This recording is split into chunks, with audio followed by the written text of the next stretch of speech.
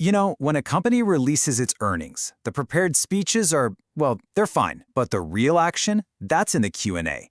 That's where Wall Street analysts get to put the executives on the spot, and their whole job is to dig past the spin and find out what's really going on. So that's what we're going to do. We're going to break down that Q&A session and figure out what Wall Street is actually asking Celsius about its future. All right, so we've boiled down that entire Q&A into 5 key themes. First up, we're going to tackle these confusing numbers that frankly don't seem to add up. Then we'll get into how bringing on these huge new brands is creating a bit of chaos. After that, we'll look at the pressure that's putting on their profits, what their plan is for future growth, and finally, we'll lay out the exact roadmap for what Wall Street is keeping a close eye on. Okay, so right out of the gate, the very first question hits on a major puzzle. There's this massive gap between the growth Celsius says it has for its main brand and what the sales data from actual stores is showing. And for Wall Street, you better believe that's a huge red flag. So it was an analyst from Needham, Gerald Pasquarelli, who kicked things off. He pointed out what he called a meaningful negative delta. I mean, that's just Wall Street talk for, hey, these numbers don't match up. He wanted to know, what's the deal here? Because a gap like this, that's the kind of thing that makes investors really nervous. And here it is, plain and simple. Celsius is reporting this massive 44% revenue growth. But the scanner data, what you and I actually buy at the checkout counter, that only shows 13% growth. I mean, that's a 31-point difference. So the big question for all the analysts was pretty simple. Where on earth did all that extra growth come from? Well, the company's answer was complicated. They basically said, look, it's not an apples-to-apples comparison. For one, they were up against a weird quarter last year where a big distributor was clearing out inventory, so that threw the numbers off. Then you add in the timing of promotions, huge sales events like Amazon's Prime Day, plus all their international growth that US scanners don't even see, and suddenly you've got a lot of moving parts. They have a word for all this? Noise. But this is the kicker. After all those complex, winding explanations, the CEO, John Fieldy, basically admitted it. He said that the 13% growth you see from the scanners, what's actually happening on the store shelves, that's the real barometer of the business's health. He's pretty much telling investors, hey, forget all that noise for a minute. This 13%, that's the number that really matters. So you might be asking, where is all this noise even coming from? Well, it's not just some fancy accounting trick. Nope, it's tied to a massive real-world headache, trying to integrate 2 gigantic brands, Alani Nu and Rockstar, into their massive Pepsi distribution system. And the CFO, Jared Langens, he wasn't pulling any punches. He told Wall Street flat out that the fourth quarter is going to be a really noisy quarter. I mean, that's about as direct as it gets. He's signaling to everyone, hey, brace yourselves, things are about to get messy while we sort this out.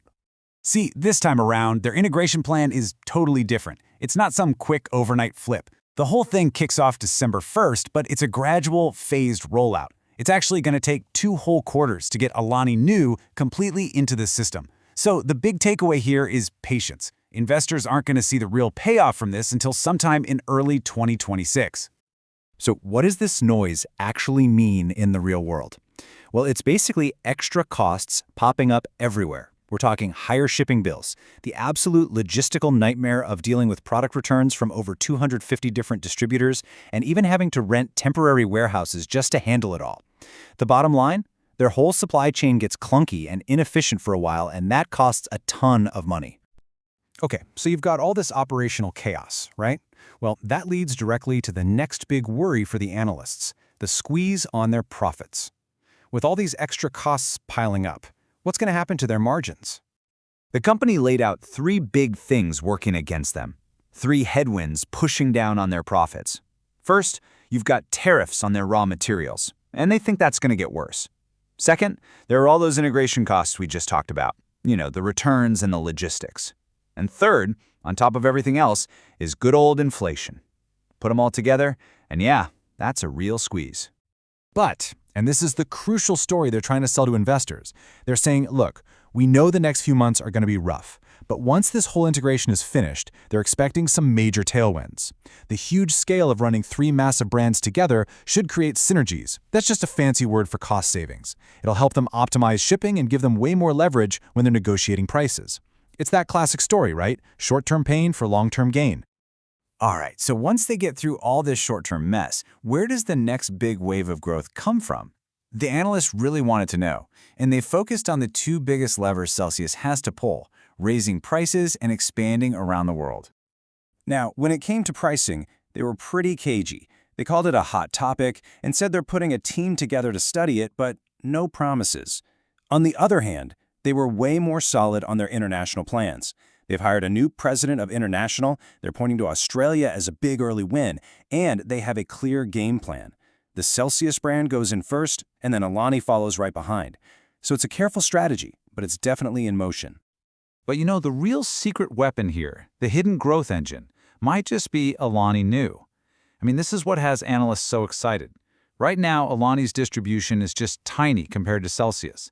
The whole bet, the whole gamble, is that by plugging Alani into that gigantic Pepsi distribution machine, they can just rocket its presence onto store shelves everywhere in the next 3 to 6 months. And if they do that, they unlock a massive new river of revenue. Okay, let's bring it all home. After we sift through all that noise and all those details, what's the bottom line? What's the clear roadmap that Wall Street is going to be using to grade Celsius from here on out? What are the big milestones they absolutely have to hit? This timeline pretty much says it all. The rest of this year, Q4, that's the messy, noisy quarter. But then, by the first quarter of 2026, things should start to calm down. The Alani integration will get smoother, and by the first half of next year, that's when they expect to see the real payoff, especially as they start to optimize the Rockstar brand. This is their path back to a clean story that investors can easily understand.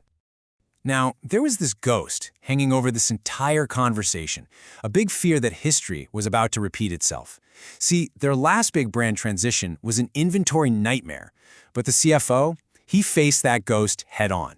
He just said, together we've learned a lot. What he's really saying is, we're smarter now, our communication with Pepsi is better, it's a direct message to investors, this time it's going to be different. And so at the end of the day, here's where we stand. Celsius has built this absolute powerhouse of a portfolio. I mean, these brands could totally dominate the energy drink aisle. The long-term vision, it's crystal clear. But the immediate challenge, the one big question that hangs over everything, is this. Can they actually execute? Can they navigate the messy, complicated, noisy reality of the next 6 months? And you can bet that's exactly what Wall Street is going to be watching.